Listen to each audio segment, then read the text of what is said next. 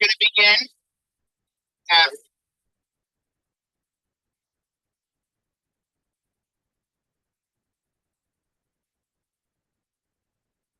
Good evening, everybody. Fortunately, we found out a few minutes ago that the speakers are not working tonight. So we're going to just be projecting our voices. I apologize for this. We found out a few moments ago. I'm going to call this meeting to order. My name is Craig Suskin. Welcome to Community Education Council District 2. I'm going to ask, in the absence of the Secretary, Vice President Silverman, to take attendance. Calling to order the roll call for the December 2024 CECD meeting. Pre-vote for authorized excuses. Nelson vote. Vanilla Turgan. Excuse. Kevin Healy. Charles Love. Excuse. Lord Merritt. Absent. Solomon Patel.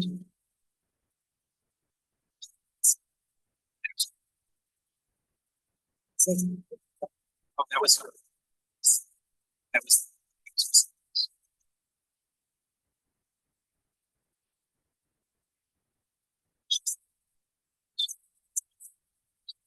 Jessica Savage. Sabina Serenese. Absent. Sylvia Spear.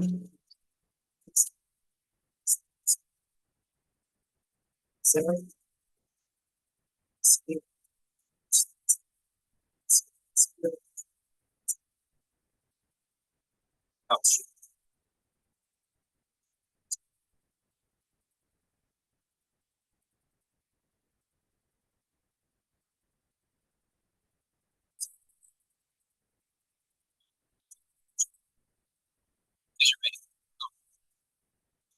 Oh, student members of Lila. Alexander.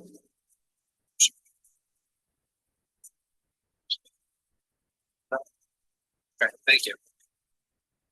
So we do not have a quorum, and unfortunately, we do not expect to have a quorum tonight. I apologize. If we don't have a quorum, there's a limit to how much we can do. We cannot hear resolutions tonight. We cannot vote. As such, we will not be reviewing, we will not be hearing or voting on either resolution that was proposed tonight. So I apologize.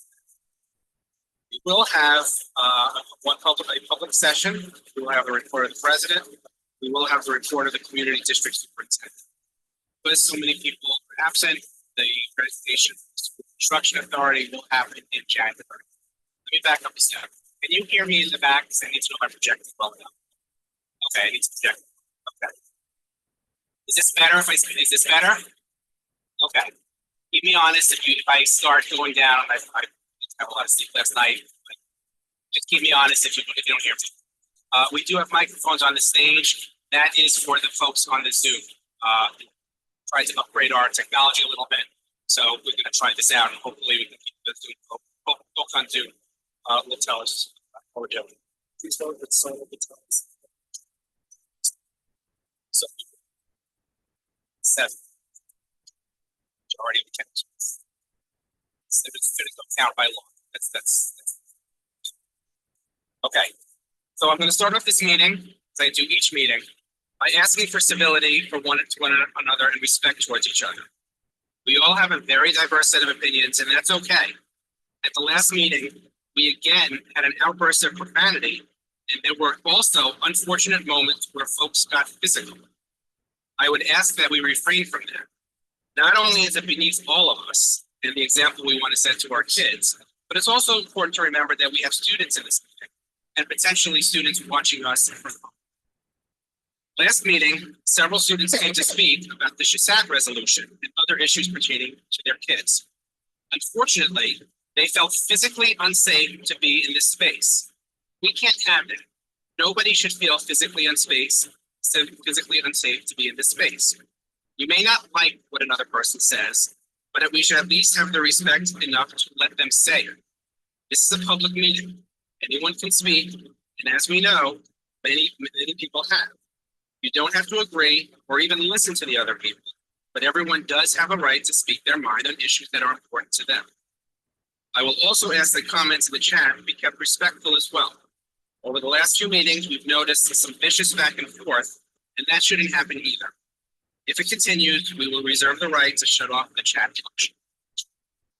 Okay, so we're going to, I guess we'll start.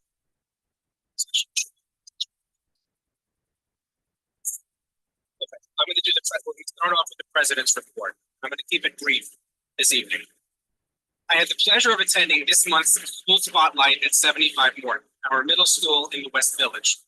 I was joined by Councilmember Bowen, who was the CEC2 liaison to the school. The school has had its fair share of challenges over the past few years, but it's clear that with the current new leadership, the school is on the right track to success. We had a wonderful presentation by the students about their peer counseling program. Thank you to Claudia Rivera Wisdom Cafe and her team for being wonderful hosts. And the principal did say that she thinks she has the world record for the longest lasting. So, congratulations to her. On Tuesday, I also had the privilege of attending the first ever legislative breakfast at LA Tech, our district's 4th through 8th grade school that centers around dance. I was joined by New York City Council member Carlina Rivera. LA Tech is a small school, but it's clear that it has a vibrant community, and we're excited about its plans to essentially double in size over the next 5 years. We were treated to a ballet performance from the kids. Thank you to new principal Veronica York, who I've known for something like 15 years, and to their team for their hospitality. 2 weeks ago, District 2 leader, I think it was last week, District 2 leadership in conjunction with CECD2 held a Wit and Wisdom family engagement session. We have been hearing many concerns and early comments on Wit and Wisdom for the families. And we wanted to be able to communicate with families about how Wit and Wisdom works and how it's been rolled out. Superintendent required great minds to develop the curriculum.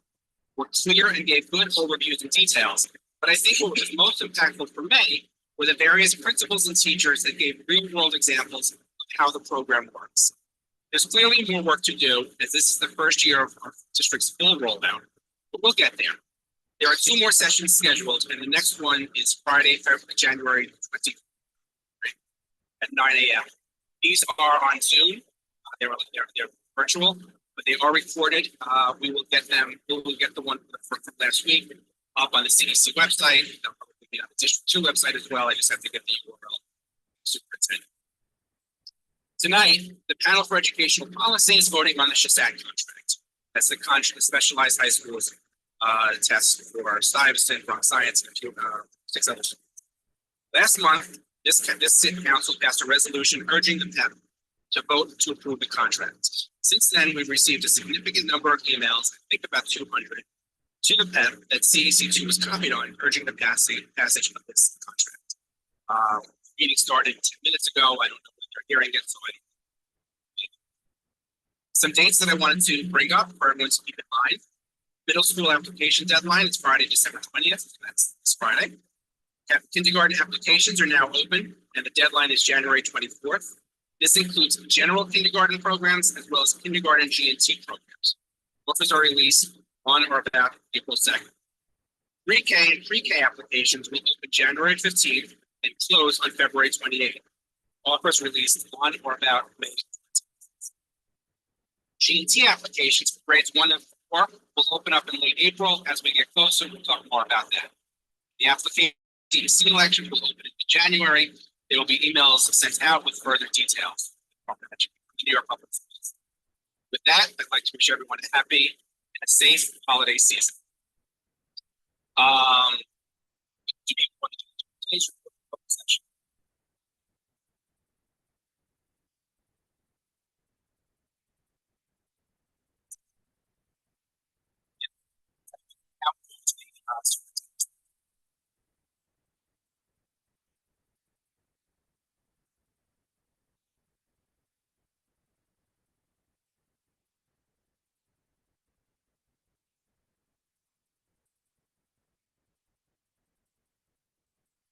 Hello. Good evening, everyone. Thank you for having me, CEC2. I appreciate it. Happy holidays to everyone. And My announcement tonight, or my report tonight, is going to mirror many of the same things that our CEC President Slutskin just shared with us, but I'll also be here and available for questions as well. I did want to start with just, we had a fantastic spotlight visit to MS 297, 75 Morton Middle School. In the past year and a half, 75 Morton Middle School has dropped the number of suspensions and serious incidences at the school by over 50%. They have also turned in many data that are related to student perspective of the school, teacher perspective of the school, family perspective of the school that are in a very positive place and increasingly moving in the right direction.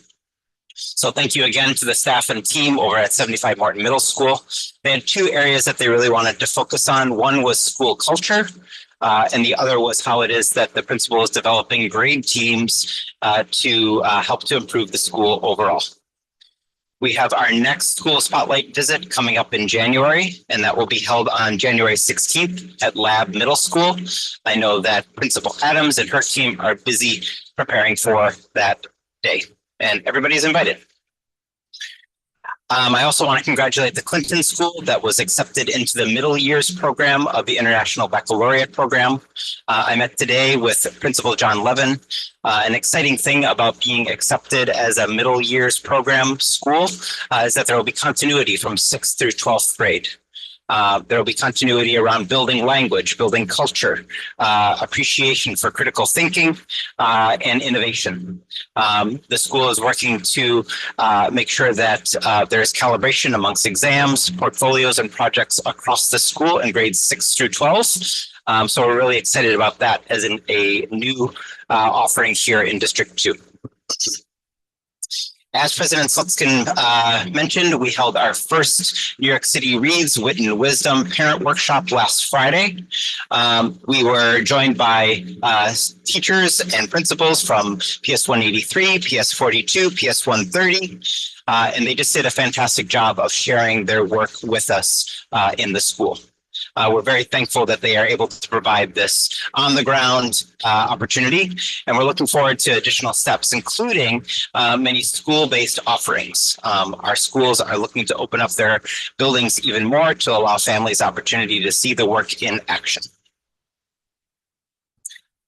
As President Slutskin also mentioned, our second workshop will be held on January 24th and our third on February 28th.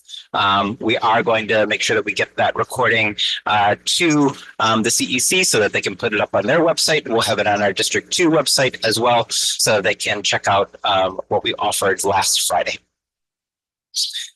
I also want to report out a little bit on our second big initiative here in the district, which is our NYC Solves initiative. This past month, we did work directly with our New Visions partners and our middle school teachers and principals. And we hosted a workshop for them on how it is that we can teach illustrative mathematics effectively, or most effectively, in an integrated co-teaching classroom. As many folks know, integrated co-teaching is one of the structures by which we serve general education students and students with disabilities and learning differences alongside each other in a grade level standards-based program. The workshop consisted of making sure that we were all on the same page with what the basics were around the 6 different co-teaching models. And then we zoomed in on three different co-teaching models: station teaching, parallel teaching, and alternative teaching, in which we really want to make sure that we are making the most effective use of all of the resources we have in the classroom to meet the very many and diverse needs of our students. We're also very happy and excited to announce that we're going to be opening 3 new pre-K classrooms here in District 2 right after the new year, actually a little bit later in January, but in January 2025. Those 3 new classrooms are going to be a part of the pre-K center, but that pre-K center site is going to be at Peck Slip. So the Peck Slip School, PS 343, has their general community school that serves students in grades pre-K through 5. And then there also is a portion of the school that is set aside that's specifically as a part of the pre-K center. In that pre-K center, we're going to be serving students in three different classes, three different special classes. So these are really for pre-K students with disabilities. We're going to be hosting 2 new classes with 8 students each and 1 new class with 6 students each.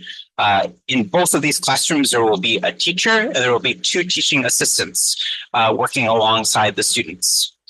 We're very excited to be able to expand our offerings to students with disabilities in our district and being able to make sure that we are fully meeting the needs of students that are here in District 2. We anticipate serving primarily students that are in District 2, but if these seats are unfilled, we also will serve kids from other parts of Manhattan primarily, and then other parts of the city as a third option if we are unable to fill those seats. But we anticipate being able to fill the seats. There is a lot of need in our district and in our city, and so we're excited to be a part of offering more diverse options for students in District 2. So again, that's going to be opening later in January. And this is something that our Deputy Superintendent Reggie Higgins has been working on with the team for several months, and it's a big kudos to him to get this through the door and opened up. Just as a final note, tomorrow our middle school applications are closing. Our schools are off starting next week through January 1st. Kids are coming back on January 2nd. And schools are also closed in January for Martin Luther King Day on the 20th and for the Lunar New Year on January 29th. And with that, I will end my report.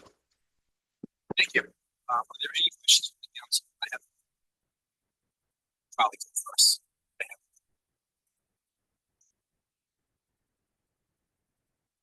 If you could turn the microphone on,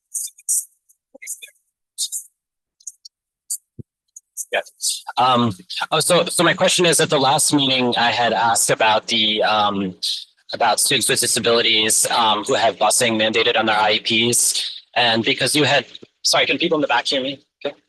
Okay. All right. So last month I had asked about students with disabilities who have busing mandated on their IEPs, and we had heard that District 2 has a 94%, I think, compliance rate for providing IEP services, but that doesn't include the busing, the mandated busing on IEPs. And that's information that would come not directly from your office in the district, but would come from the DOE Central with the office of I believe Emma Videra, this is Deputy Chancellor, whose office oversees that. So I wonder if we could maybe by next month, we could try again to get that information from DOE Central, so we could kind of take a look at that. Yes, we weren't able to get that information ahead of tonight's meeting, but we will work on it again ahead of the January meeting. Thank you. I appreciate that. Yeah. I have just on the pre-K centers that are FlexLab, how does that work in terms of priority? In other words, I apologize for not knowing how the centers versus the districts. At my school, if you're in the district, if you're in the so yeah, preference. How does that work with centers? Is it get preference, or is it just cross sections? Whether you're in downtown or side, it's the same. Yeah. So in general, pre-K seats, District 2 pre-K seats and 3K seats are the first priority is for students who are in District 2, but people from outside of District 2 can apply to those seats. The classes that are opening at Peck Slip as a part of the pre-K center are a little bit different because they are specifically for students with disabilities. Again, there will be priority to make sure that we are serving as many of our students as need that service of a pre-K special class. But should there be additional seats that are opening up, then those will open up to the broader community, both in Manhattan and across the city. Okay, so it's not that the folks who live across the street from next to them, the seats are going just to them, as opposed to folks who might need it on the Upper East Side. When parents complete an application for pre-K, they get to list the schools that they would like to. And my second question, and I know this is not being handled at the superintendent level, but the school. Do you have some sense with the class size? How many of your students are applying for the position? Will Friday. Friday. So how many of your schools are actually applying for those? Again, I know that it's not, it doesn't go through here. Yeah. But I think you might know. So it does close on Friday, the application. It is over half for sure.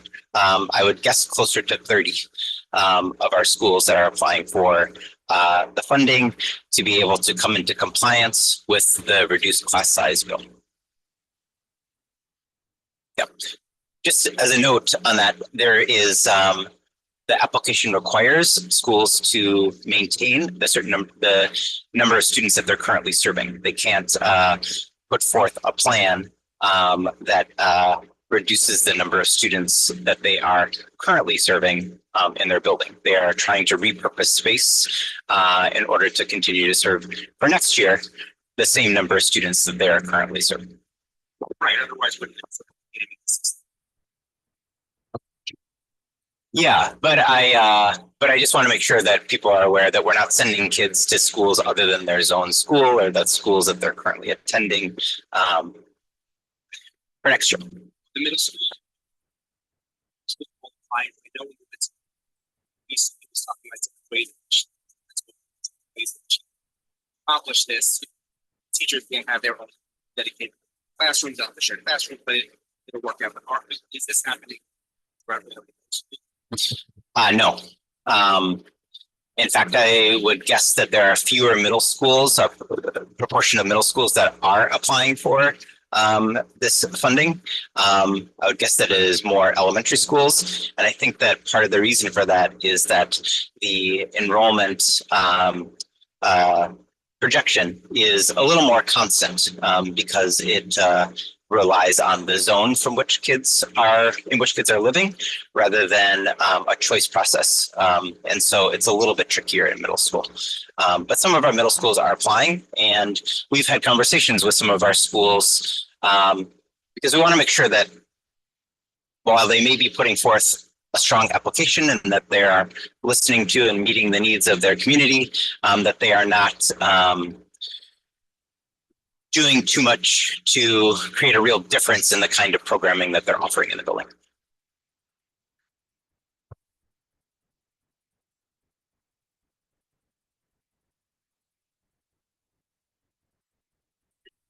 In order to meet the class size requirement, does class and classroom, is there a hard definition of what that is, or could you, for example, have two cohorts at a teacher and have that be, meeting the requirement because you lessons, from the same ratio, and now you have two classes, you have the same set of walls. Yeah.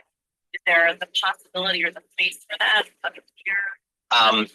That is not the way we are working on this with this legislation in our schools or across the city. It is reducing the number of students that are in a classroom. It's a little bit different from elementary school to middle school because middle schools can reduce sections of students versus yeah. So a seventh grade teacher that might teach 4 sections of science. If there was a way to reduce 2 of those sections, then a school could get credit and the city could get credit for reducing that class size for those 2 sections versus an elementary school. They would need to reduce the homeroom class as a requirement to get credit for a reduced class size. So the idea of concept of section. It's not. No, we thought about that. Yeah.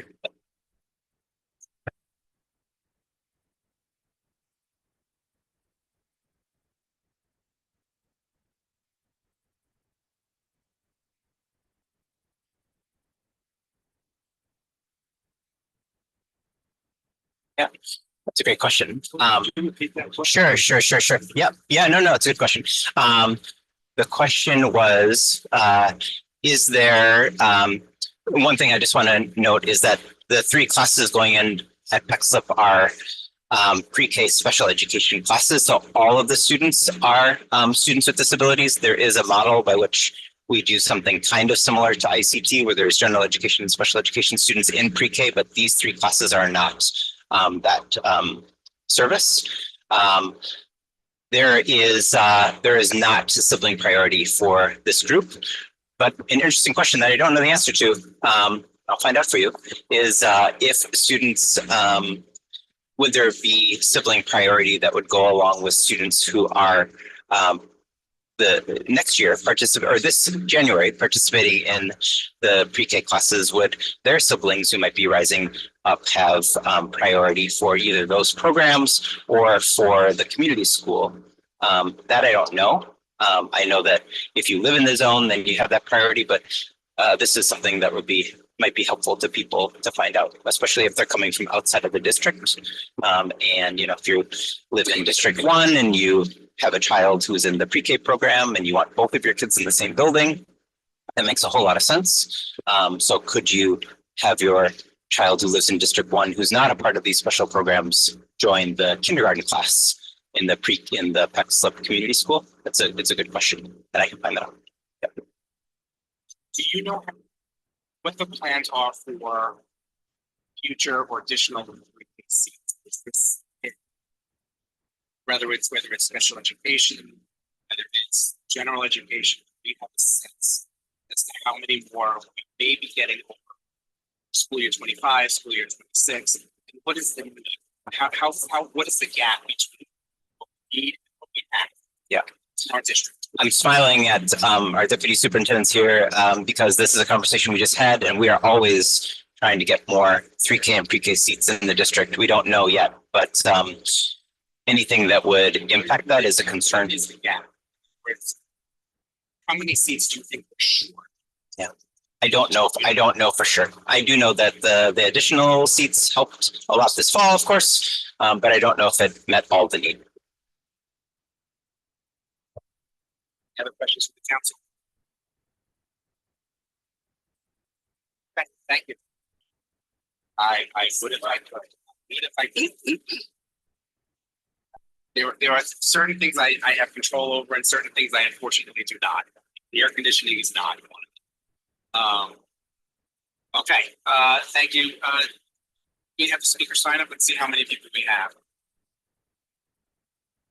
And actually we should have her both.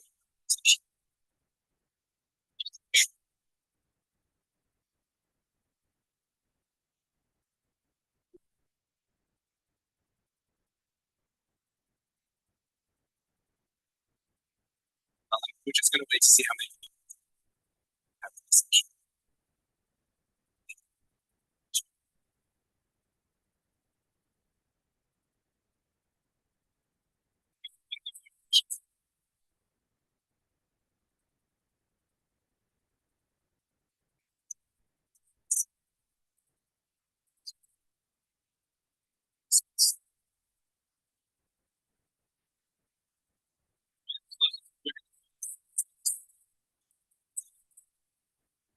Yeah, 24 speakers, so we'll do one succession, and because we don't have any resolutions on the agenda, we'll allow for a minute. First person. I'm gonna ask Vice President.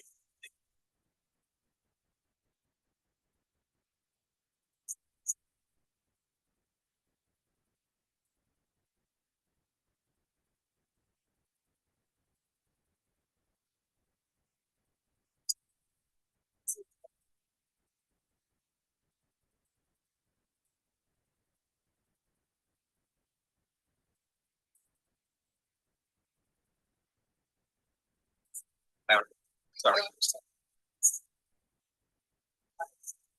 December is busy.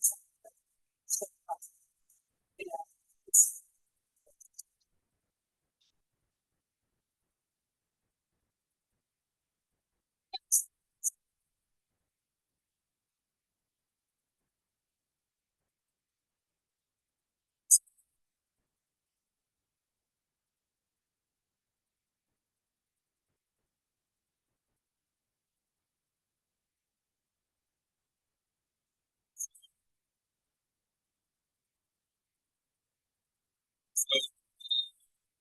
So we'll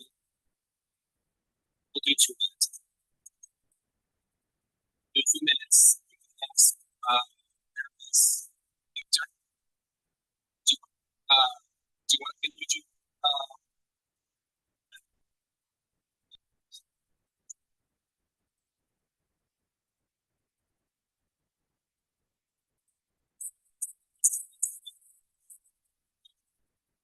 All of it's not working. So the order of speakers tonight, just so everyone gets ready, so we can move here is Antonio. Between Arthur, okay. Then Josie Barrett, Maya Perez, and August Enzer, the first 4 speakers, so you can credit that speak.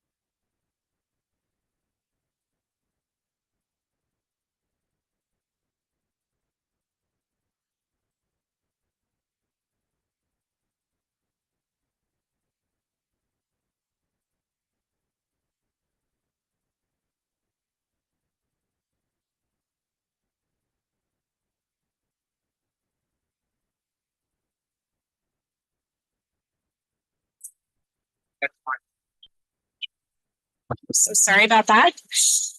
So if if I can get my a little bit of time back, thank you. I rehearsed. I hope that's a value, a shared goal, and I'm appealing to these shared values. I'm directing these comments at the ambivalent and undecided among you, the folks who are wondering what's the harm of entertaining this conversation, hearing both sides. Please let children play.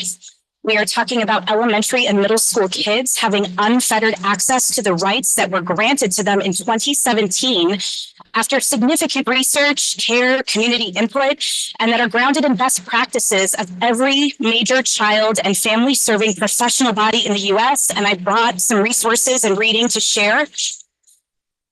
The call to investigate this DOE policy, raising the question of whether children in this district can have access to the same rights and opportunities as their peers, is not a neutral question. By entertaining Resolution 248, you are giving a platform to people claiming that advocating for trans kids is grooming, a form of abuse, questioning the very existence of trans children. This is exactly the kind of misleading disinformation and rhetoric that the American Psychological Association has stated causes stress, confusion, and poses significant harm to youth and families. Please understand that there is no neutrality in the face of oppression like this. By allowing this, you are perpetuating and participating in harm of children. To those of you abstaining, whether it's because you don't fully understand, maybe you're afraid to put your position down on the official record, or maybe you just don't like us in the way that we're showing up, I would just ask you to recognize that you are putting your own comfort, pride, and reputation ahead of the well-being of the children you've been elected and appointed to serve. I would ask you to reflect on how this reconciles with your values and your purpose for being a part of this committee. It's never too late to learn. It's never too late to change your mind or your vote. It's never too late to put children first and affirm their rights. And so when this does come up for vote, I would ask you to vote yes on 266.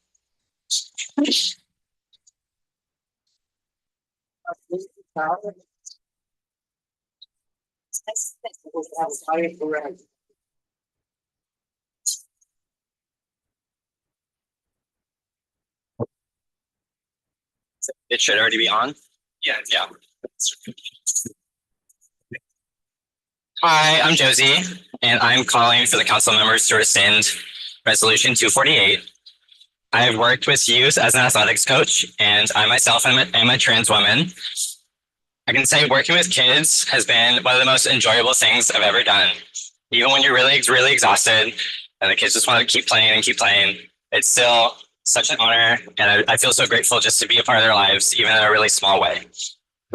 I would love to see a show of hands who else in the building has worked with youth before. Yay, so many people. And then keep your hands up if you're trans. Yay, so many. And then last one, put your hands up if you care about kids and their well-being and that they feel safe at school. Okay, some hands not up, but that's okay. It's okay. We're working on it. We're working on it. Sometimes it can feel like we're up against a lot. There is, of course, the rise of more and more anti-trans legislation. And through concerted effort and a lot of funding, anti-trans and anti-queer people have successfully pinpointed trans girls and women playing sports as the inroad for increased legislative attacks on trans people. Trans women and their allies are asked to concede just this one issue and pick a different battle. I know I'm really not going to wait around for Moms for Liberty to cook up something else that we have to defend against. So the time to defend our rights is now. And in reality, our goals are very achievable. Despite the millions of dollars being funneled through Moms for Liberty, the voter turnouts are in the single digits. It's very, very low. So if we could rally together, this turnout is absolutely amazing. Find some great parents to replace the unfortunate board members, we can really start to make some change. Thank you.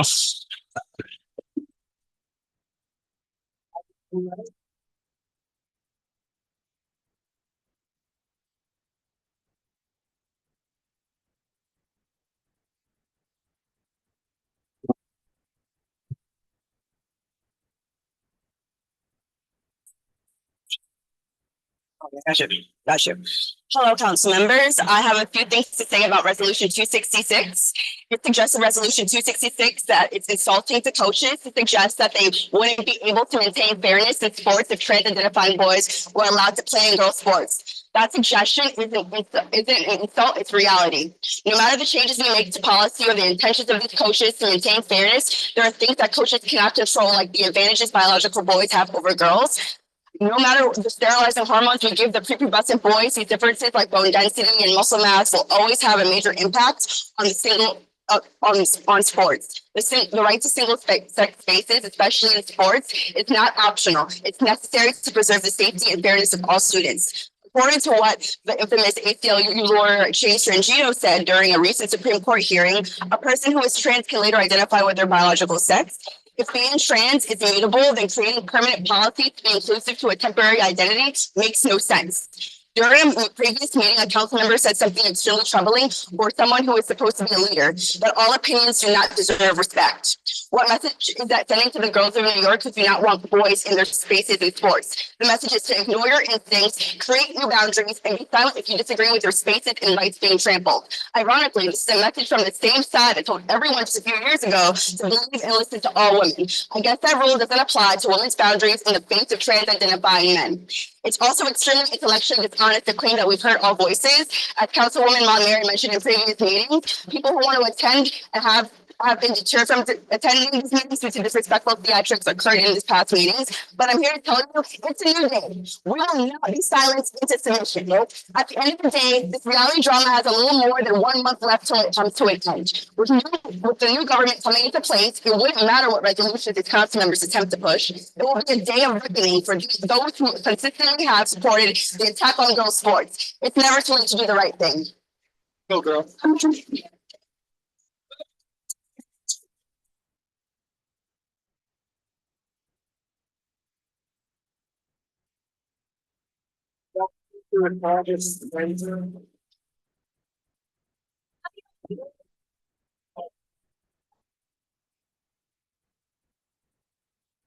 For the record, I think that everyone in here matters as opposed to just people in certain rows. So take of that what you will. I've got pizza. We've got snacks if anyone wants them, if anyone wants to have a conversation with us. But I'm going to use my time to say a poem, a message for trans kids. There are many who come before you. We are shining bright, holding you in our warmth. We are working to make the world a place where you can smile, live, and play, and be celebrated. Until then, tend the flame of who you are in your wild, creative hearts. Find us and those who will walk beside you. Together we will overcome. The world needs your light.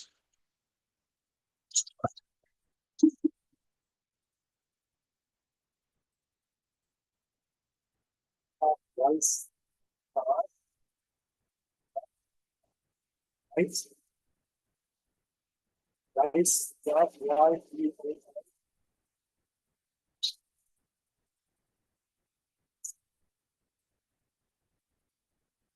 After that, we're going to do YFE.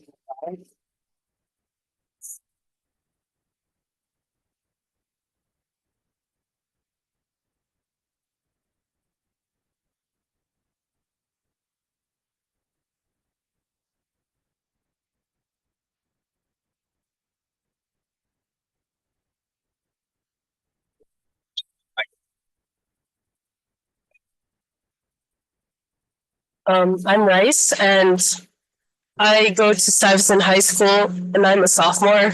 And after being there for 2 years, I've realized that everybody has an identity and we all have this specialized identity that is defined more than just our bodies. And the culture that I hold may not be the same as yours, or it might be similar, but there is no one who is genetically made to be the way that they are now. For throughout our lives, we are taught all different sorts of things and experience all different kinds of things that affect us in certain ways. And even so, it shouldn't be all that defines them. There needs to come an understanding in which we learn to accept and acknowledge that we are all different.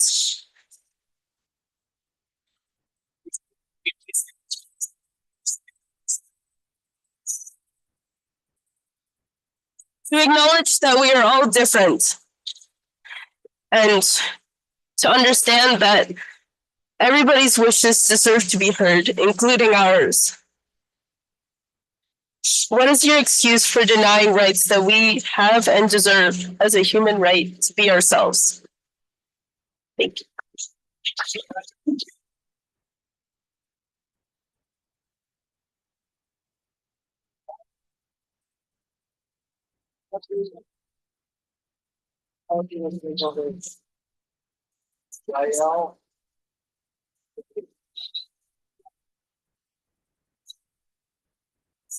That was me.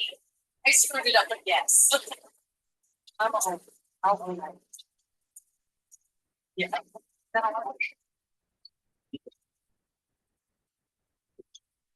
Hello, my name is Calliope Cambanis. I'm a junior at Stuyvesant High School here in District 2, and I'm a co-leader of the Gender and Sexuality Alliance there.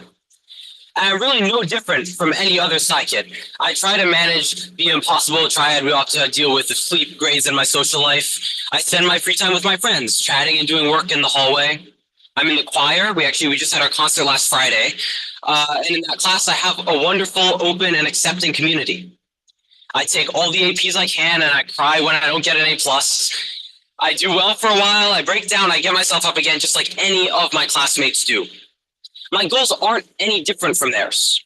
And yes, I am a proud trans woman. That's an undeniable part of my identity.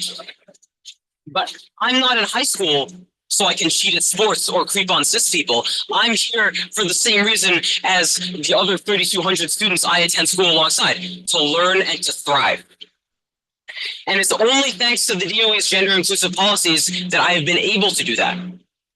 It was nice to know that my basic rights were secure. That's one of the things that made me comfortable enough to come out last year. But Resolution 248 has completely shattered that security. I should be worrying about how well I'm going to do on my math test tomorrow, not about whether I'll be able to get changed for gym. I should be wondering about what colleges I want to apply to next year, not about whether some out-of-touch politicians will decide I can't be bad at sports with other girls. I should be stressing out at home because I still have to catch up on some missing environmental science homework from last week. I shouldn't be here where I have to plead for my right to use the bathroom. But I am here, and I will come back here for as many times as it takes. And I am begging you with all of my heart to repeal Resolution 248. Let every student in this district thrive. Thank you.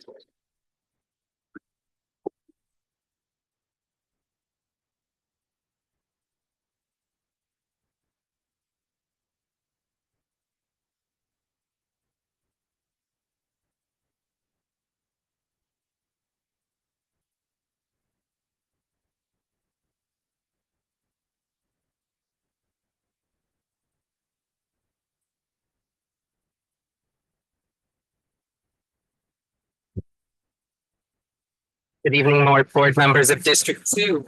I am Yael.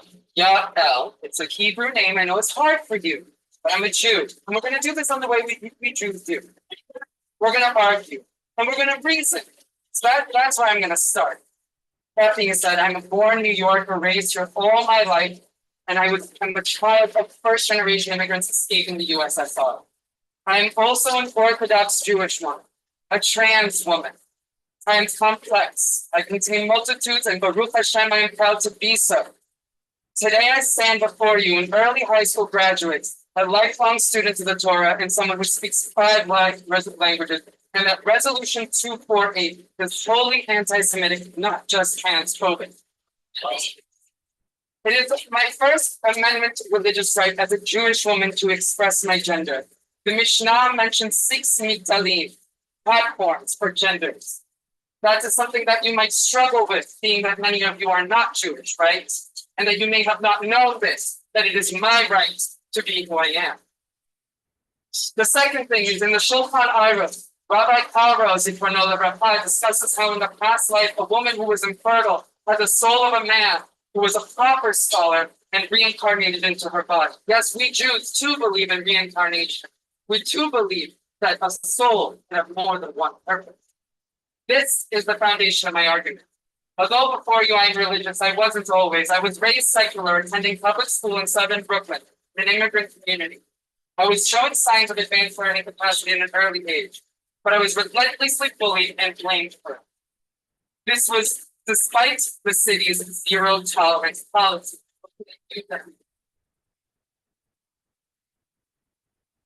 At the age of 12, I came out. Over the years, as my consciousness developed, so did my identity. I always knew I was a woman, but the educators in schools always told me I was ridiculous, and they didn't know what I wanted, or they couldn't respect me. After asking for a separate bathroom, my principal needed a letter from the ACLU to get one. I graduated early to escape my principal, who relentlessly bullied me for exposing her.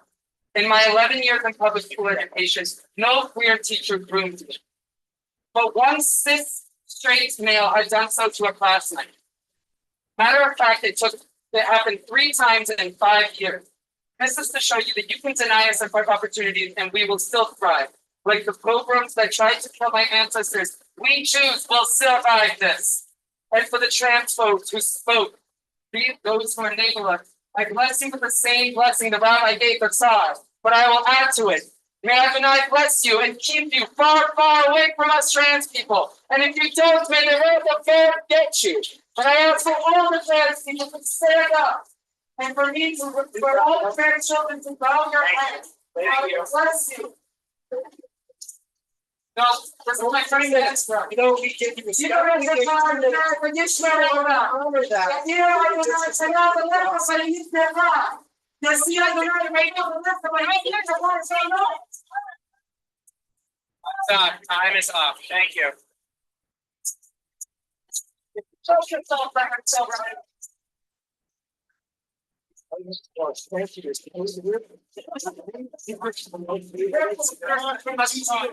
They lost money.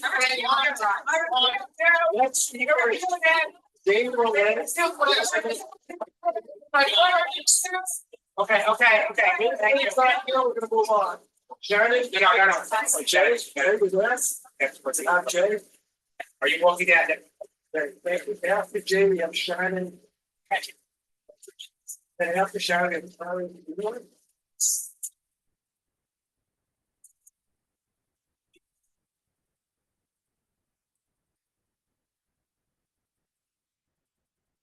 Good evening. My name is Jay, and I'm the parent of 2 kiddos in the DOE that are eager to join sports teams that are inclusive of all children. I would like to ask, as a New York City taxpayer protective of public school funding, what funding out of the District 2 budget will be spent enforcing Resolution 248?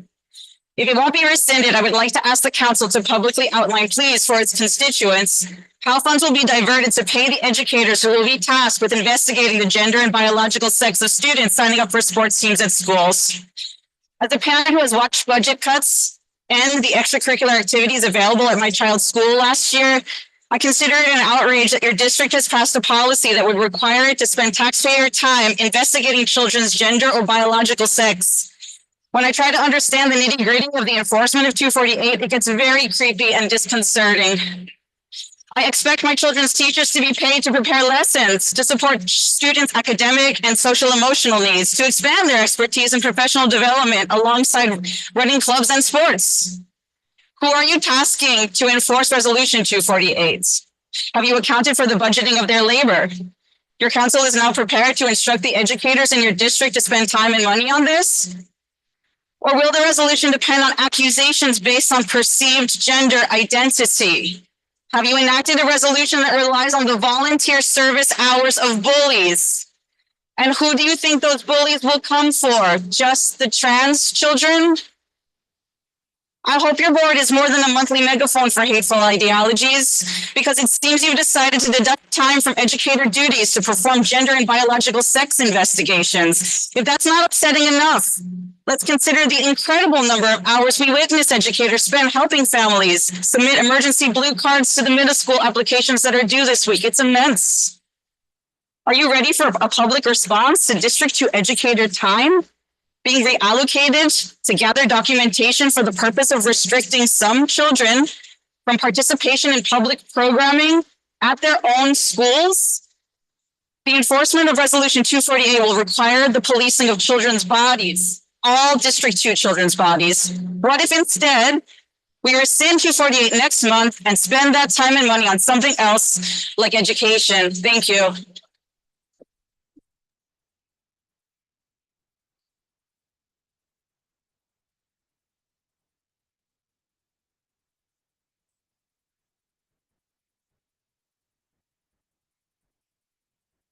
Hey, Council, happy holidays, first of all. I want to take a minute to talk about one of the political groups backing the original Resolution 248, Moms for Liberty. Described by the Southern Poverty Law Center as an anti-government extremist group that uses social media to target teachers and school officials, advocates for the abolition of the Department of Education, and advances a conspiracy agenda, they have referred to the teachers union as a cartel, and their members have openly spoken about, quote, gunning down a school librarian. Recently, a tragedy occurred in Wisconsin. The Moms for Liberty Wisconsin chapter was rapid in their response. Now, their response wasn't to offer aid or condolences or help. It was to make unsubstantiated claims that the one perpetrating the violence was transgender, and there is no basis to this claim. Their agenda is clear. Here in this council, Moms for Liberty speaks of just asking questions and having a conversation. My grandfather is nearly 100 years old, and as a child, he would speak to me about his experiences as a child dealing with the, quote, Jewish question. Now, I'm not saying that everybody in favor of 248 is that politically important. I've had some lovely conversations with people who are in favor of 248. What I am saying is that this innocuous banner of just asking questions has been used to cause terrible harm, and the rhetoric for Moms for Liberty speaks for itself. Be careful who you align yourself with, especially with those who are waving the false flags when they cannot even bother to show up in December. Who you align with is a matter of public record. Thank you.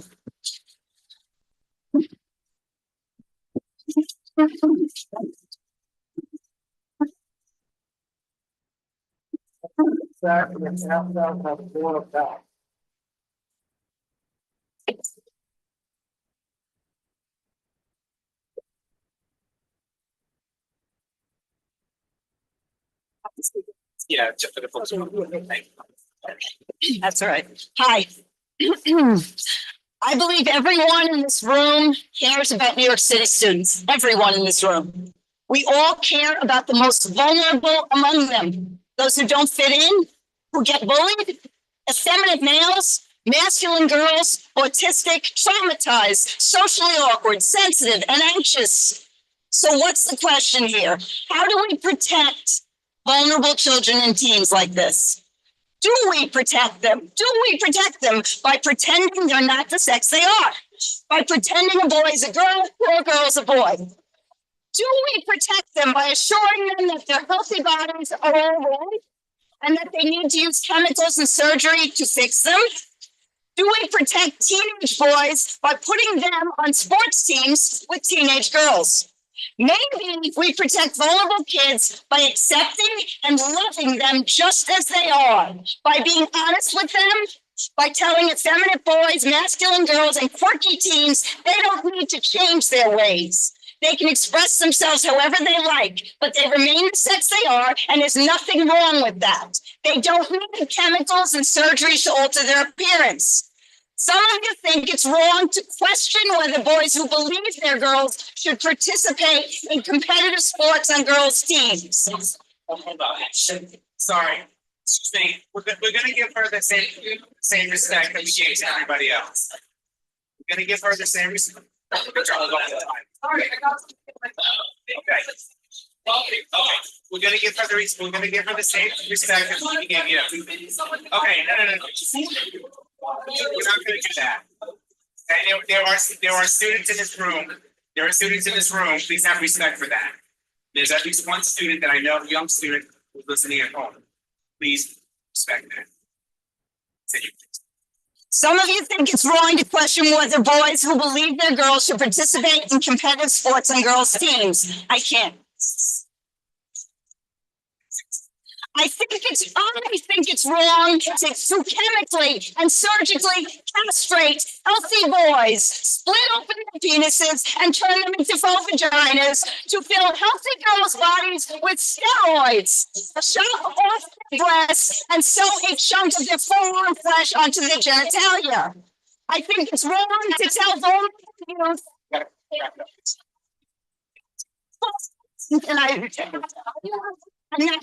I'm gonna finish. I think it's wrong to tell vulnerable youth that they aren't the sex they are and that their bodies are wrong. Don't you at least think we need to talk about this? Do you really think everyone who questions what's happening in girls' sports, board members, are hateful parents? Even with that, it's been 2 minutes. Even with the interruption. That's it. Thank you. Don't think about it. Thank you.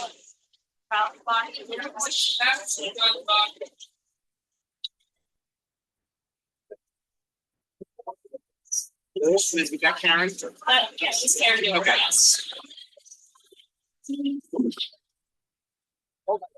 Hold on. We're not, excuse me, this is a public meeting. She has every right to speak. Okay, thank you.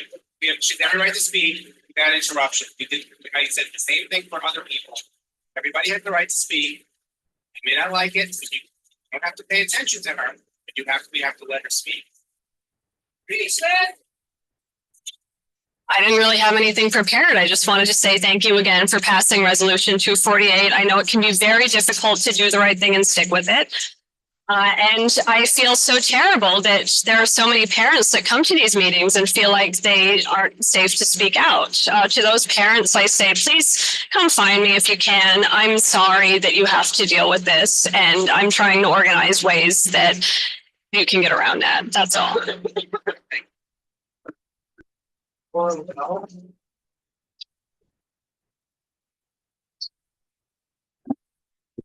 Good evening, Laura Bell here, out proud lesbian since 1990. Athlete all my whole life, played multiple sports, soccer, lacrosse, basketball, made it to college basketball, only Division III, but still made it. Still play sports, actually co-ed now. Love my trans, gay, lesbian, straight friends. Love my nieces and nephews, all 11 of them. But see a big difference between their brain development, their emotional development, their physical development, their biological realities that come into play different times in their lives, especially puberty. Noticed a big difference when all of a sudden the boys started beating me on the track field without even doing extra running, extra training. And just feels really important to give girls, boys, trans, gay, straight people the right to have single sexual orientation, single choice spaces. Does anybody talk to the little girls who are being beat out? Because I don't see any little girls fighting to get into boys' sports. Why is that? Think all voices need to be heard. I wish people were able to have more respect here. Yes.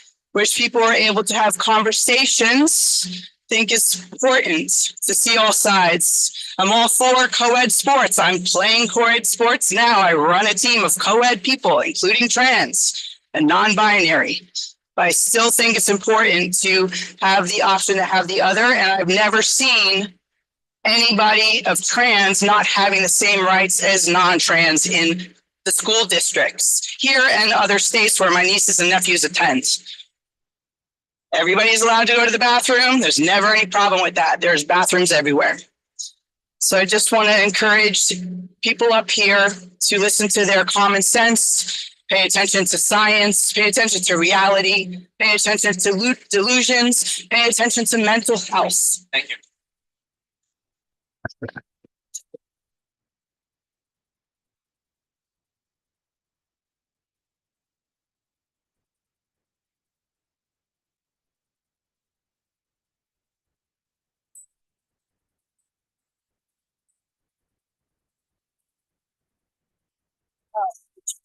Thank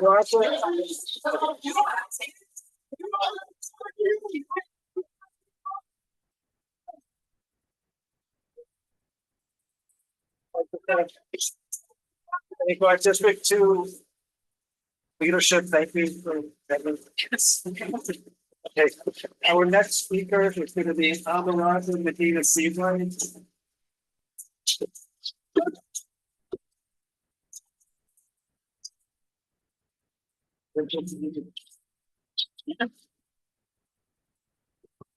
Hi, can you hear me?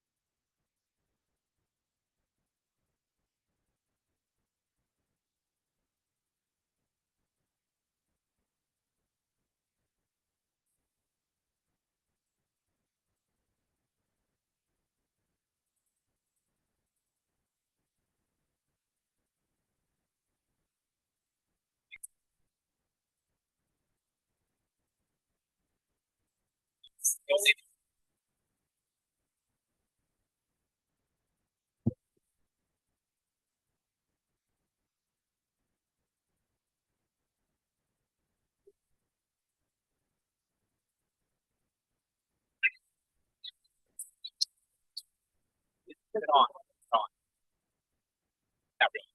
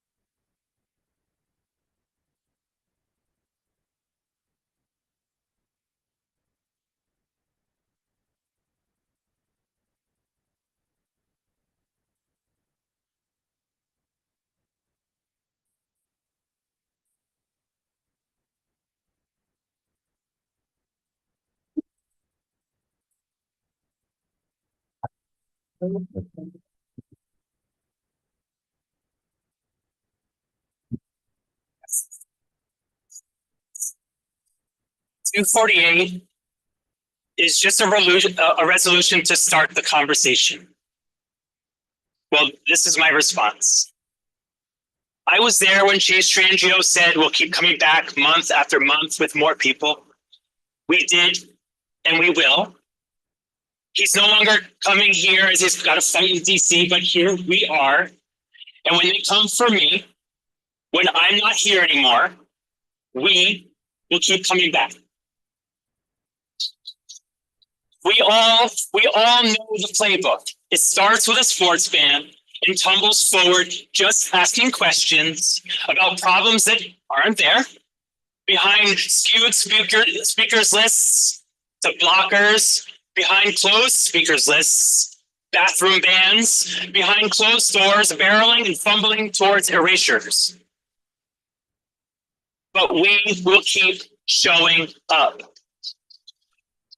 Responding to the conversation you started, because we can't be erased. We'll just keep showing up. But you're trying to erase us and we just won't go away. Erasure isn't possible, actually, because we're in your families. And we'll keep getting born this way. And if you don't figure out how to love on us, we'll leave. We'll find a new family. Erasure isn't possible, actually, because your transphobia is in me. Ain't nothing you can say to me that I haven't said to myself. Decades of drinking your poison, brewing it, consuming it until the light, until the glow could be seen. It's not going to go away. And you know what? Like, I'm cool. Like, I'm okay. Like, this is great. And I'm sorry that you have to sit with that poison. I'm so sorry. Thank you. Thank you. And I just want to remind you that there's folks who have proven and convicted of harming children, not us.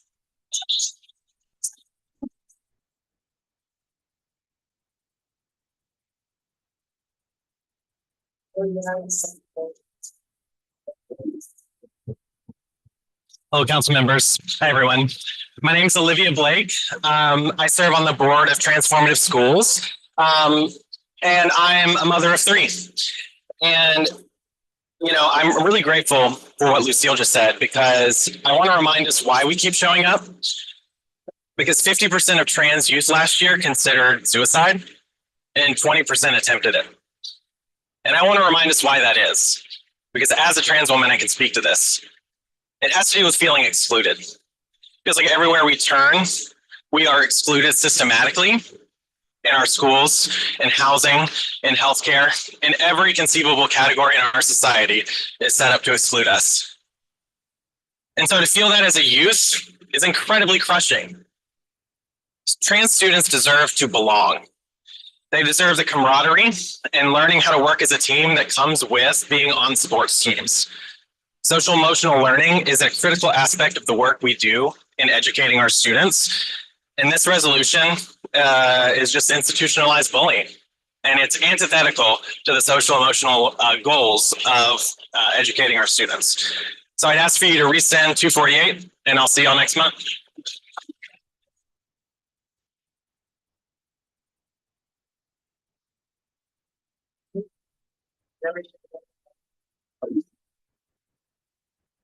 Hi, everybody. My name is Allie Blake. I've been here before. It's great to see you all. I am a trans educator. I am a trans education researcher. And I, like the vast majority of folks in this room right now, am here in support of rescinding 248 and affirming trans youth in the district and trans folks in public life. But what I will spend most of my time tonight sharing around actually really magically follows what we've heard recently from Chrissy, from Lucille, from Olivia, around the fact that we will continue being here despite efforts from the council to limit and restrict the ways that we are able to be present in this space, with the proposed ability for the council president to take away the second speaker session. We even saw a version of that today, an attempt of that today, in trying to limit the time of an already shorter meeting. We're already going to get out of here earlier. And we, no matter what, will keep coming back, whether it's here, whether it's right outside, whether it's all over the city. We come from long, long lineages of folks making it possible for each other to survive in harsh conditions, and we will keep doing that. Whether that's here in this exact room and the rooms of these meetings, or elsewhere, primarily, hopefully, both in this kind of space and more in all sorts of spaces of public life, despite this council. And I say this council, and I know most of the folks here do not have this position. And so my apologies for that. But the council as a board, despite their attempts to restrict our access to this space and to public life, we will continue to show up. We will make it possible for us to survive. We've done this before and we will continue. Thank you.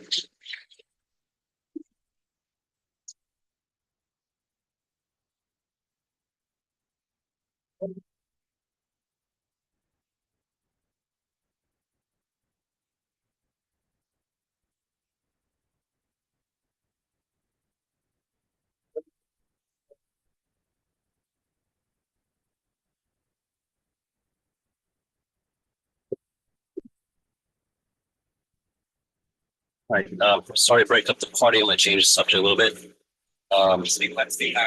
Yeah, I want to talk about resolution 267. So my name is Al Su, I'm president of CECD2 in Northeast Queens. And I represent a district that has many parents whose children speak language other than English at home. So about this resolution, I'm speaking on behalf of the parents, and they're aware of this, and they have some questions about it. If you look at the resolution, paragraph number 5, there's a couple of statistics about the number of students in New York City public schools, K-12. And then there's a statistic about the number of ELL students in District 2. And then you jump down to paragraph 7. There's a statement about the number of ELLs in specialized high schools accounted for only 0.026%. So that doesn't seem like a right comparison because it's really comparing apples to oranges. It doesn't really make sense to compare a limited number of students in specialized high schools to the entire student body in all of New York City or all of District 2. So there's some faulty logic going on over there. On the second part of the second page of this resolution, paragraphs about saying that if the SSACT is offered in alternate languages, such students would perform at acceptable scores on the SSACT. So the question is, where's the proof? There's nothing provided here. So we'd like to see that. Next paragraph, let's see here. It's about the gifted and talented programs, right? And it's stating that the gift and talent test is offered in multiple languages. And that makes sense because this is really a test of IQ for the children. So it makes sense to offer the test in different languages. However, it does not make sense to offer the SSAT in multiple languages because these students are expected to be proficient in English. So just assume that students get in speaking a different language. Do you expect these students teachers to speak in teachers kids in Chinese or Bangla or Korean, etc.? It doesn't make any sense. So in sum, this resolution contains faulty logic. And we'd like to see something proposed that really makes sense, which this doesn't. Thank you.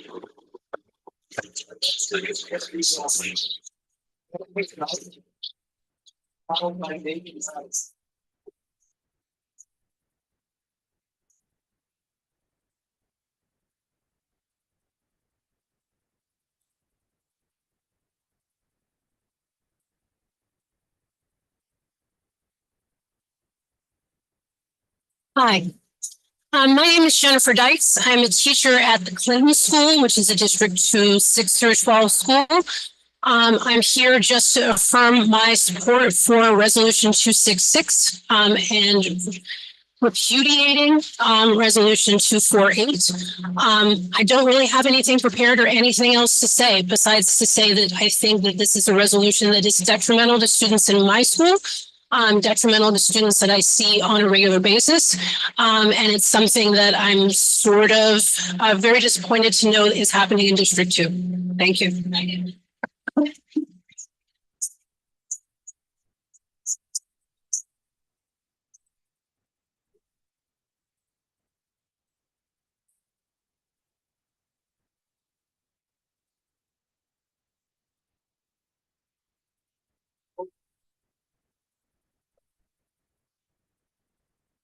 Good evening. My name is Dr. Megan Pamela Roos Madison, and tonight I want to speak directly to the District 2 parents, wherever you are. Where are you? I attended my first CEC meeting about a year ago. I'm an author of books that right-wing parent groups like Moms for Liberty have been trying to ban across the country. My first, Our Skin, explains the social construction of race in language even preschoolers can understand. Maud's friend Daniela, who went to Harvard, by the way, started going after my work back in 2022. For me, it's really scary and it hurts when people try to ban my books. But honestly, what hurt most was watching the people in power and the people around me do pretty much nothing to try to stop her. So last year, I decided that if no one else was going to try and show up for me, I could at least show up for myself. And that's how I came to my first CEC meeting, scared and alone. Since then, Maud's focus has shifted away from banning books and toward attacking trans girls. And we've mobilized this beautiful response. We haven't yet rescinded 248, but I'm no longer scared. And I'm certainly not alone. The problem is, most of us aren't actually District 2 parents. We can't vote in the upcoming elections and get these jerks off the council for good. Some of us actually really wish that we could have been parents, but that's just not how things worked out.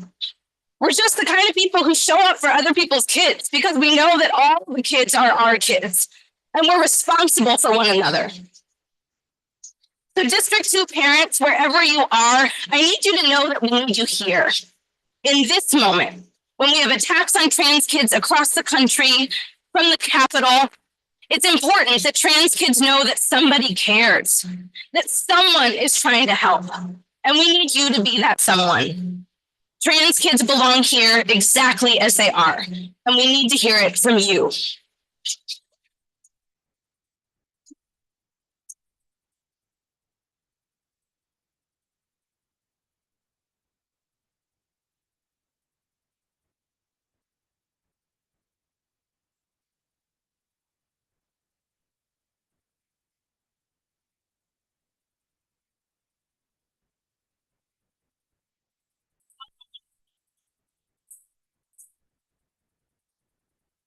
I can keep testing. Can we hear me online?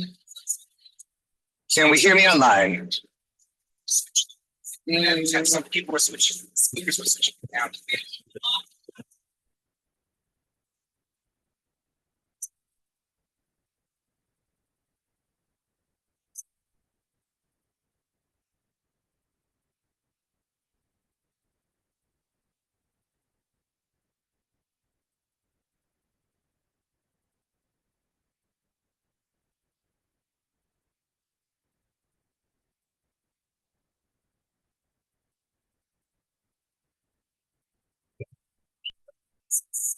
This says off. So I'm talking now where it says off. Can you hear me now? Can you hear me now? I'm still talking. Can you hear me now?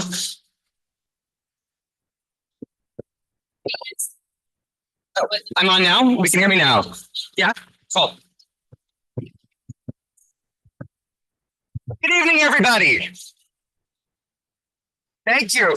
I attended my first CEC2 meeting almost a year ago to support Dr. Megan Madison and her fabulous books that tell true stories about race and gender. There were only about 6 of us present as Maud told a story that just asked questions and convince this council to pass Resolution 248. I'm a teacher, so I know the ways that Maud's hateful story and attacks trans girls, makes it hard for them to read, to write, to become scientists because they don't feel safe at school. And as a woman who's visibly trans, I too was afraid when Maud's story labeled me as a dangerous groomer just for teaching math or for existing in this room. Sorry, I'm glad you. No, excuse me, we're gonna stop and we're gonna let Ms. Daniels have some time, okay? All right. Standing there. Okay, we're all, Yeah, we got it. okay, we're all gonna let Ms. Daniels have 2 minutes, okay? Okay. Okay, your savior's dead. Okay, I'm out. Okay. Ms. Daniels, if you'd like, I'm gonna let you start over if you would like, okay? I can before we left off. Okay. Cool. Thankfully, I didn't have to stand alone at this microphone. Megan was standing next to me. And every month since then, more and more of you have joined us. However, every month, Maud, her Moms for Liberty friends on Twitter, her Place NYC friends on this council, and her mouthpieces, the New York Post and the New York Times, tell the same contradictory story because they think it's strategic. They say that trans kids don't really exist. Let's be clear. Trans kids have always existed, and they've always known who they are. They just want to feel safe enough to tell us. They tell the story that there are only 2 kinds of bodies. I'm an IB biology teacher, and I can tell you that it's impossible to divide us into 2 distinct categories by so-called biological sex. Are we off because I started? Okay. Every month, Craig, Len, and Pre claim that none of this matters and that everyone should just be quiet or just stay home. Personally, I think that all NYC students matter, and I think our kids deserve school board members who agree. Month after month, Maud, Place NYC, and Moms for Liberty claim that they're being bullied, when in fact, we just get up here at this microphone and pour out our stories of fear, grief, anger, and hope. We sing, we dance, we care for each other. We support resolutions like 267, which makes access to the most selective schools more equitable.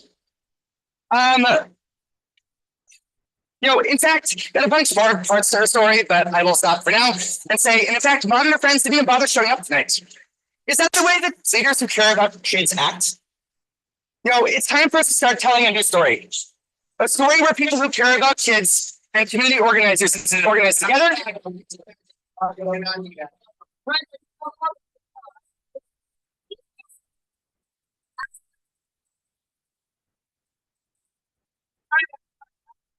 I said stop today. We're going to be. It's me, not them. No, that. Oh, that. Okay. Sorry. Your time, we've given you your time.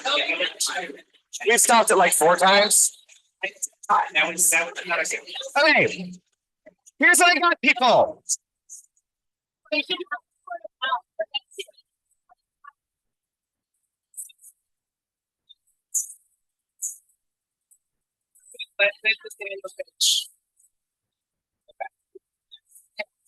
Well, I will end fast. We need to tell a story where people who care about kids and community organize together. A story where a bunch of brave District 2 parents agree to join me in seeking a seat on this council. A story where every member of this coalition talks to their friends about what's happening and brings them to the next meeting. And a story where all kids get to feel safe, seen, and loved. It's a story where we win. Say it together, please. Together we will win. Thanks.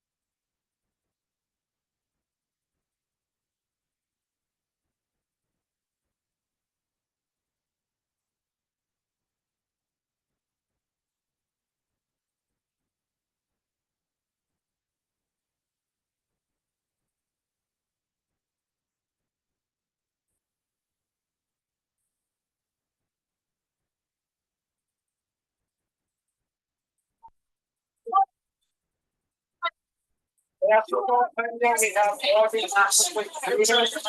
implicit. By letting him say you are implicit. You are perpetrating.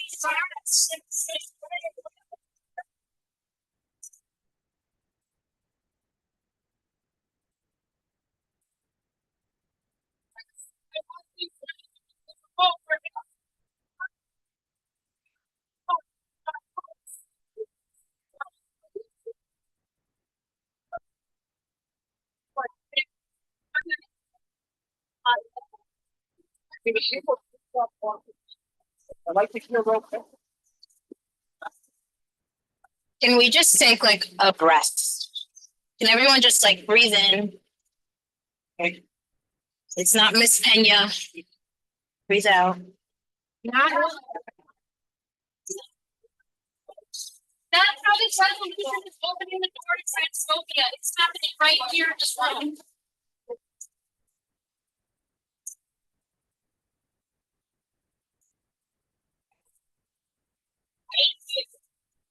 Yeah, I would just like row for the. Thank you. Thank you. Yes, thank you, Sarah. No. I'm row. And every time I prepare to come to another CECD2 meeting, I open up the notes app in my phone and I begin to write. And sometimes as I try to piece together all of the frustration and hope I feel through my tiny keyboard, I think about all of the things that I'd rather be writing.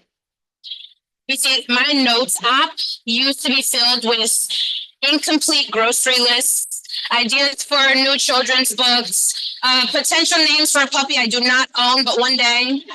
My dream from last night, and of course, silly quotes from my students that months later I will inevitably make no sense, but I promise it was funny when it happened. I'd rather be writing anything but a series of pleas to some of the misguided folks on this panel, this council, many of whom are not here today. I wonder why. To understand how much trans kids deserve happiness, how much they deserve to be seen, to learn, to feel safe, and how much trans kids deserve to just be whole. I'd rather be writing a series of bad poetry and entitle it Trans Joy because that's what it is. But at least until 248 is rescinded, or at least until this council is made up of mostly nice people, my notes app will continue to be this. An invitation to those not yet convinced, those not yet moved by our incredible community of unwavering commitment to show up for our trans siblings. We will keep on showing up to CECD2 meetings because trans kids are magic and they matter and they have always mattered and I matter and you matter. Thank you.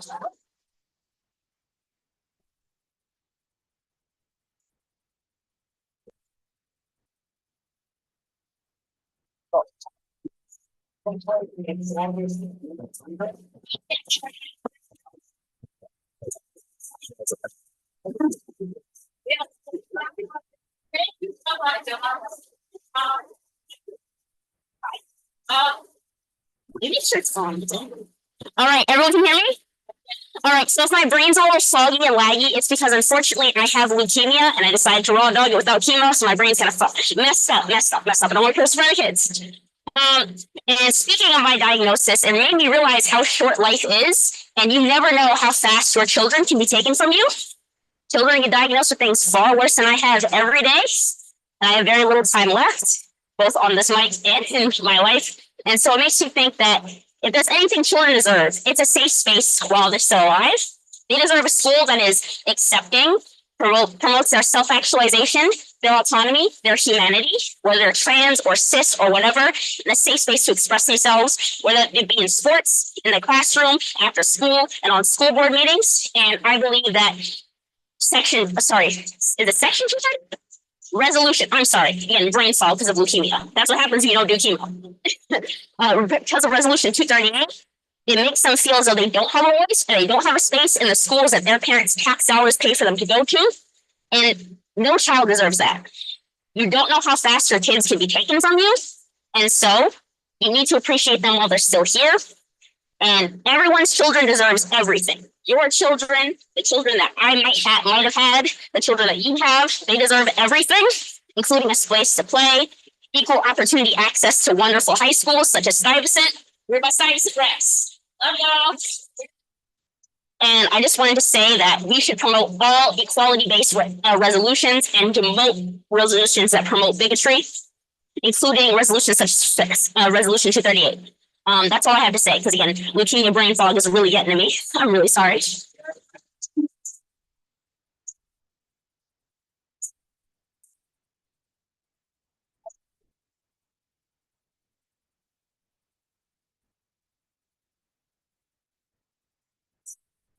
That concludes the public speaker session. On time. What's your name? Sorry.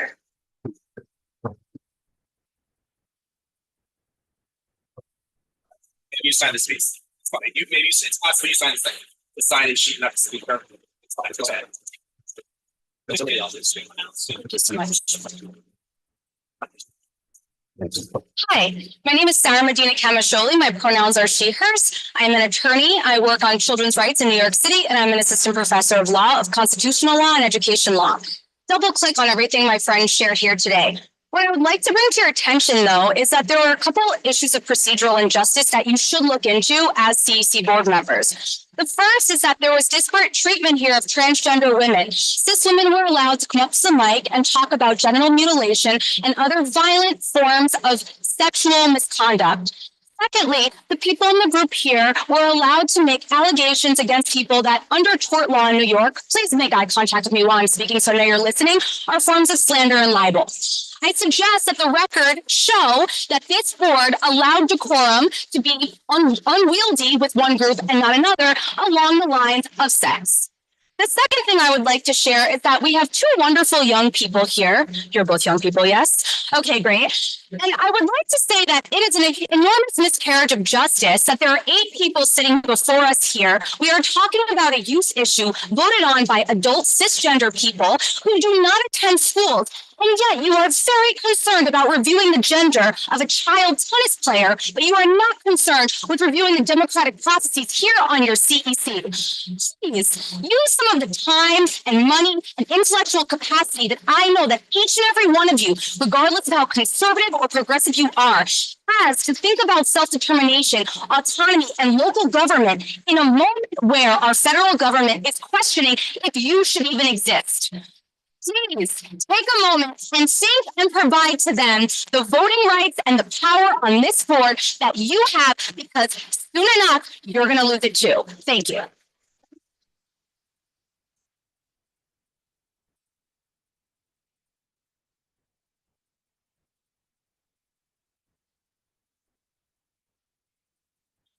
Tonight, we will be looking at both resolutions next month, as well as the bylaws of bylaw amendment, proposed bylaw amendment. I apologize that we did not make quorum tonight. It's out of my control. I do expect that next month we should make quorum again. Again, I do apologize for that. And for that, this meeting is adjourned. We go right into the work of the business. Okay, we're gonna go right into the work of business. Thank you. Have a good holiday, everybody. We're gonna do a roll call for the working business meeting.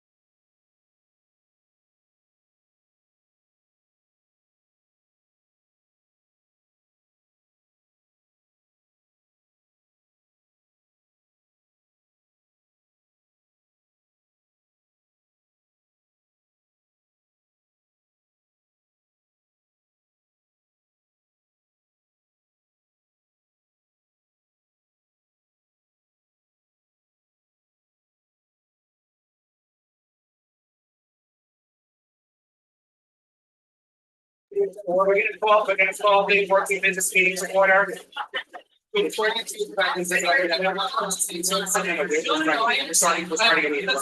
Speak while you're speaking if you'd like, or if you'd like, I can speak now. No, we're starting. That makes sense. I think all rabbis, they have extra legal sense that people are religious read all the world. And so if you like, you should get the whole rabbis together. Rabbis that are working and take you in cars to your book. You must have only working business meeting to order. Please override and. Absent ballot. Absent. Excuse. Gavin Jordan.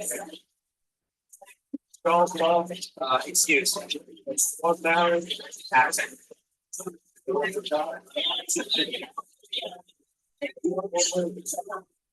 Sorry. Required absent. Silverman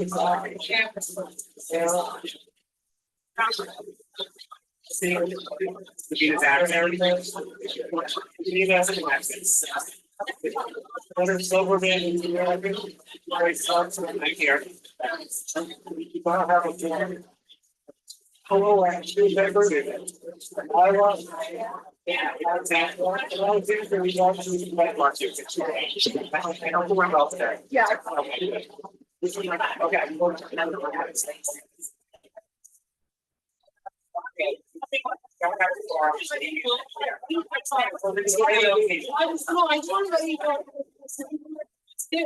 Yes, you right now, at the start, I'm trying to walk for me.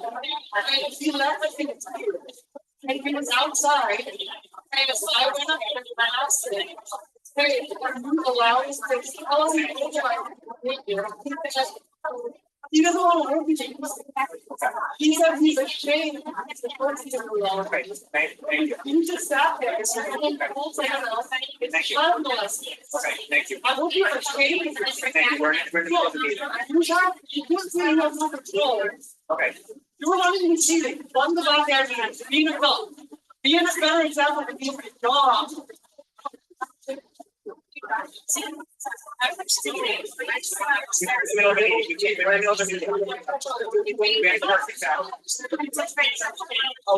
That's fine. So,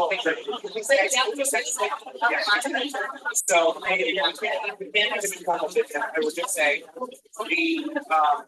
I'm gonna say at a time mark for the capital request, because we have to have it, we can take a final vote, we need to do it 4 days later.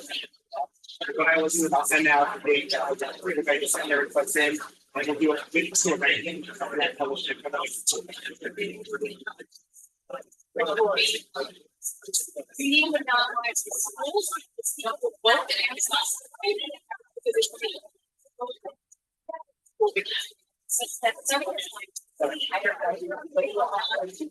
You just say school next has.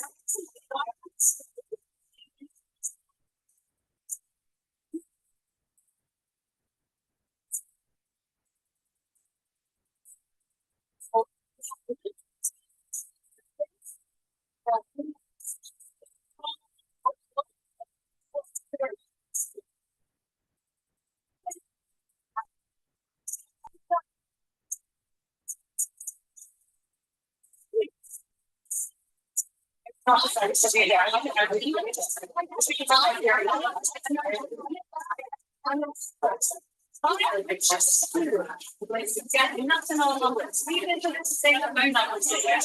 No, this year, I'm just hearing that. No, it's in the 17 minutes for it.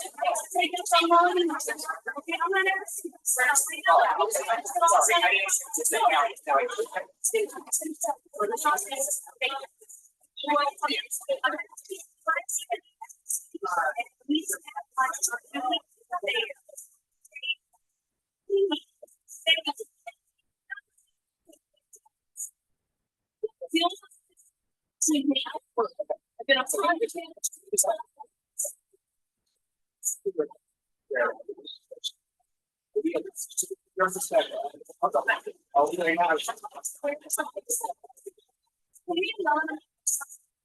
I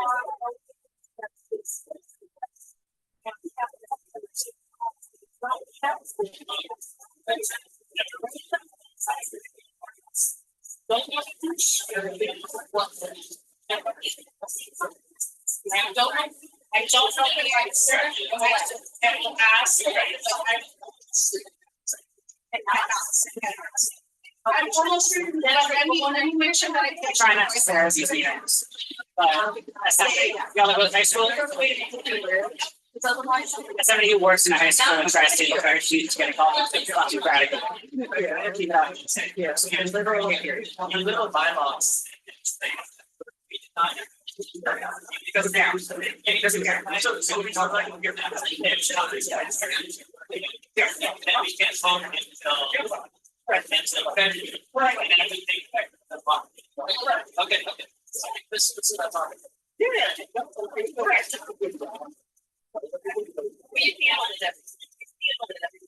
Frank, after you have and they are right to play. Okay, that's how we should go about it.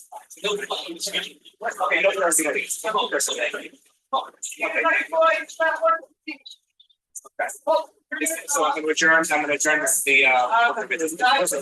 thank you. Oh, sorry.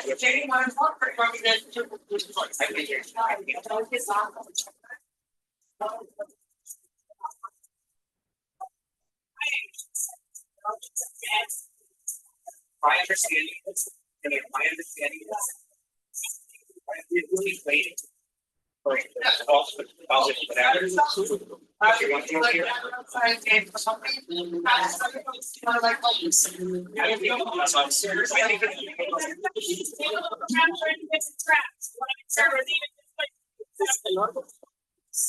Sorry, let's get to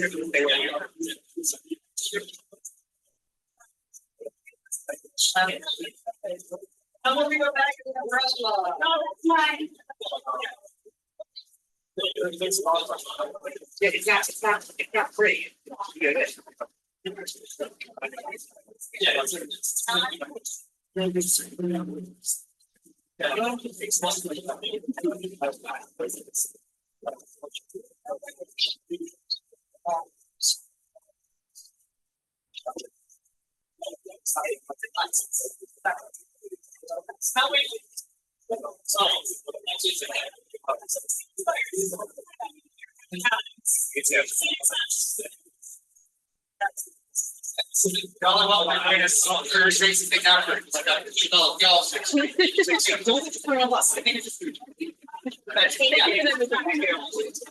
Otherwise, I was loving all that.